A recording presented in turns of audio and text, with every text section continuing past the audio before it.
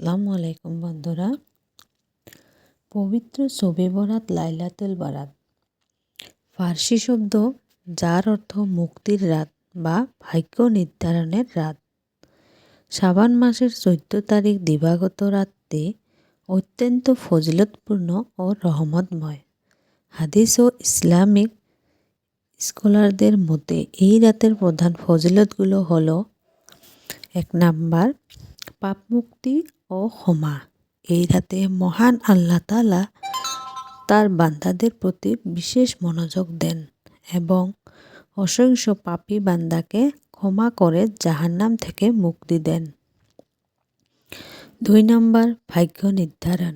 এই রাতে আগামী 1 বছরের জন্য মানুষের রিজিক, জন্ম ও মৃত্যুর বিষয়গুলো লিপিবদ্ধ করা হয়। 3 নম্বর হচ্ছে বরকতময় রাত। সূরা দুখানের আয়াত অনুযায়ী এটি একটি লাইলাতুল মুবারাকা বা বরকতময় রজনী। 4 নম্বর হচ্ছে আল্লাহর বিশেষ অনুগ্রহ। যারা আল্লাহর কাছে ক্ষমা ও অনুগ্রহ চান, আল্লাহ তাদের প্রতি বিশেষ অনুগ্রহ বর্ষণ করে। শবে বরাতের গুরুত্বপূর্ণ আমল। 1 নম্বরে হচ্ছে নফল নামাজ।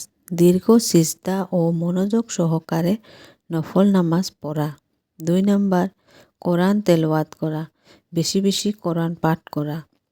3 নাম্বার, জিকির ও ইস্তেগফার পড়া, তাসবিহ, তাহলিল ও দরুদ শরীফ পাঠ করা। 4 নম্বরে কবর জিয়ারত করা। 5 নম্বর হল রোজা রাখা। শাবান মাসের 15 তারিখে রোজা রাখা।